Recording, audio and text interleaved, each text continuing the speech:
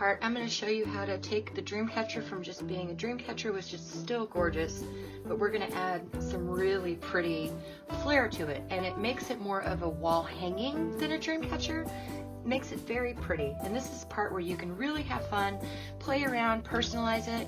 So what I've picked is 4 different yarns that I'm going to use. I really like to get different textures. As you can see, this is kind of like, it's got the fray. This is kind of like squiggly and fun. This is just a regular yarn texture, but it's actually got some variation in colors. And then this is another kind of squiggly one with a little bit of tan in it to bring out the color of the actual web.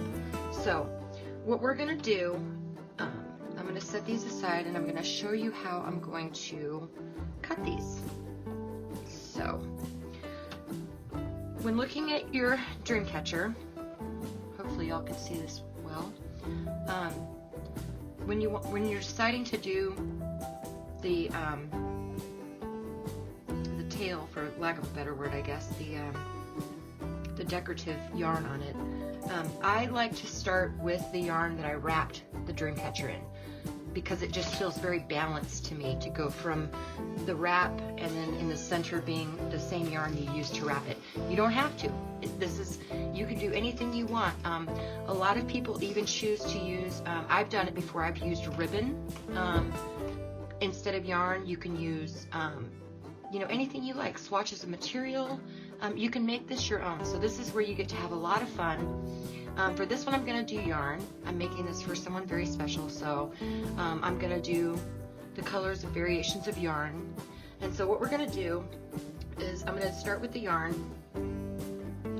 And okay, so let's say I want this particular beginning middle, and I'm doing a pattern. I'm going longer and then shorter as I'm going up. So let's say at the longest point, I want it right here. A little bit off screen. I don't know if y'all can see that. So what I'm going to do is I'm going to take that and I'm going to double that, and that becomes, excuse me, where I cut.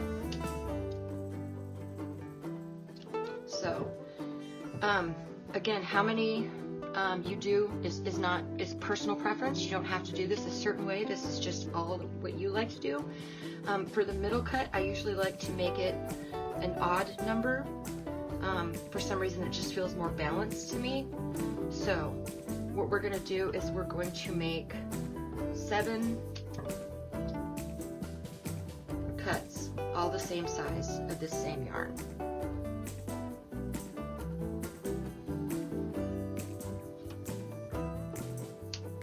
And it doesn't have to be perfect, as you'll see later. In fact, a little bit of imperfection actually makes it a lot prettier, I think. So don't worry if it's not exactly the same length, or if you get some a little bit longer, some a little bit shorter, that's totally okay.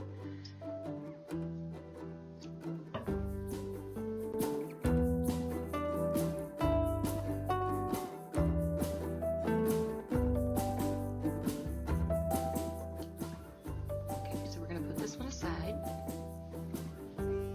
Okay, and now the next color that you choose, you want it to be an even number, and the reason that you want it to be an even number is because these are going to go in the middle here. The next color that we choose are going to go on either side of that middle. So for this particular one, I think I want to do a little bit of white just to break up so these colors are not too close together. So I'm just going to do like 4 white, just again to break this up. Now with these, I'm going to cut a little bit shorter, again, because we're going to make that pattern where it goes from long to short. And of course the curve of the dreamcatcher will help with that, because as you go up, obviously it's going to go higher. But we're just going to go a little bit shorter than our blue. So we're going to cut like right here. We're just going to make it a couple inches shorter. I'm only going to do 4 of these, which would mean 2 on each side, because I don't want a lot of white right here. I just want it to break up between the turquoise and the next color.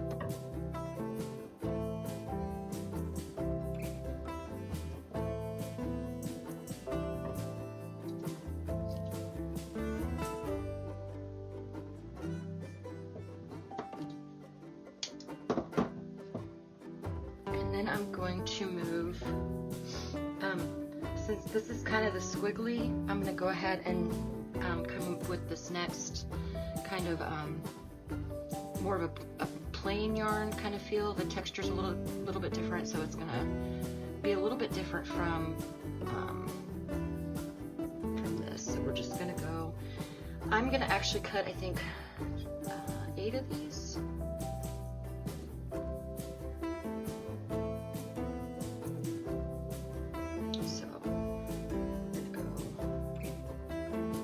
Just a little bit shorter than the last.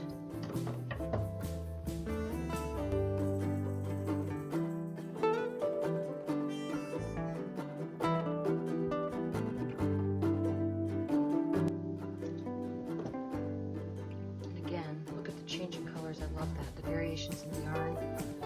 It's going to make it really pretty. For our next one, we're going to go back to this kind of squiggly texture. Again, going a little bit shorter than our last. And I'm going to do 6 of these.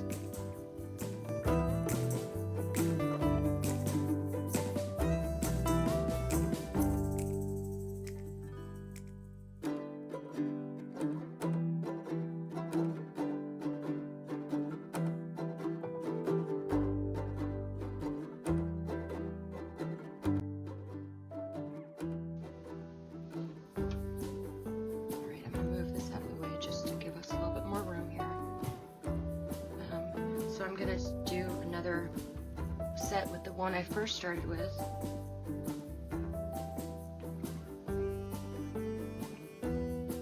These are a little bit shorter. And I'm only going to do, I think, 4 of these.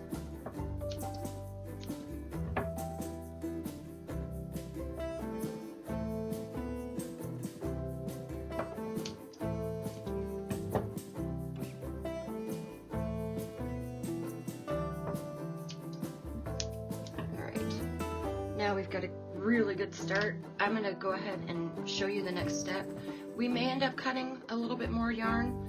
I just want to start it and see how it looks as I go, and then I can gauge if I need a little bit more to make the wall hanging complete. So we're gonna, now I'm just gonna take these, put them to the side. Here, so I'll have some room to work.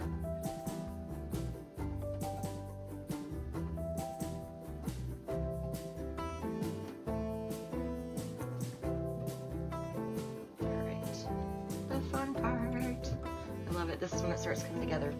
So, remember that knot I told you about right here? This ugly knot? We're going to cover this up right now. So we're actually going to use that as our center point for our webbing, or not for our webbing, for our the hanging. So I'm going to take my first piece of this, and I'm going to see how it's got it in half. So we're going to take this, we're going to put this right here, and we're going to bring this up. Push this together, and that makes a nice little, put that over that knot. There we go, look at that. And that's the beginning. So then what you want to do is rotate. So we're going to go, first we're going to go to this side. Again, put it up through. Bring it down and tighten it. And then we're going to go to this side. And we're actually going to just keep doing this with all of our yarn.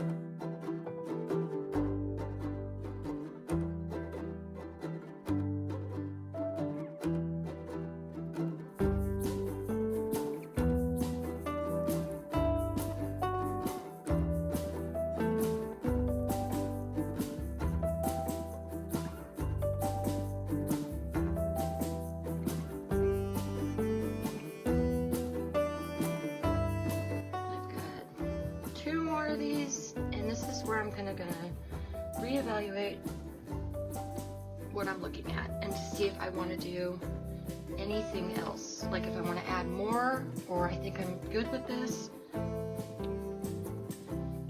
I actually think that I want to do a touch of white on the edges.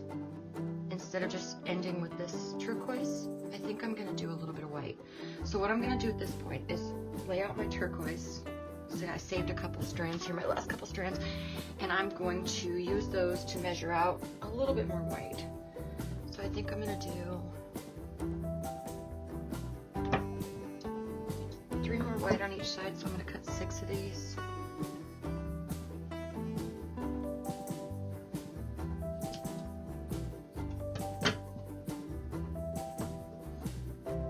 And they don't have to be perfect.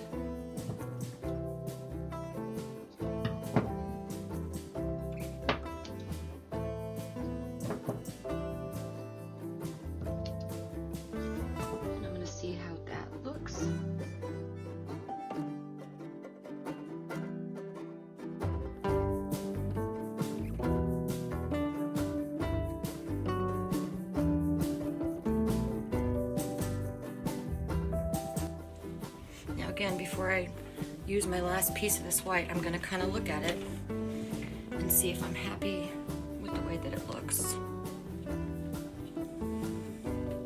And I am. I'm very happy with that. I think that's very pretty. So I'm going to go ahead and put my last white one on here.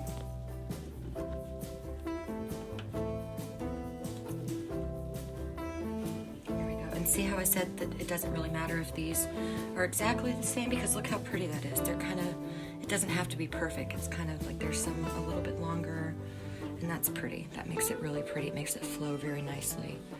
So that's it for this part, and now we are on to my very favorite part, which is adding the stone to the middle of your dream catcher.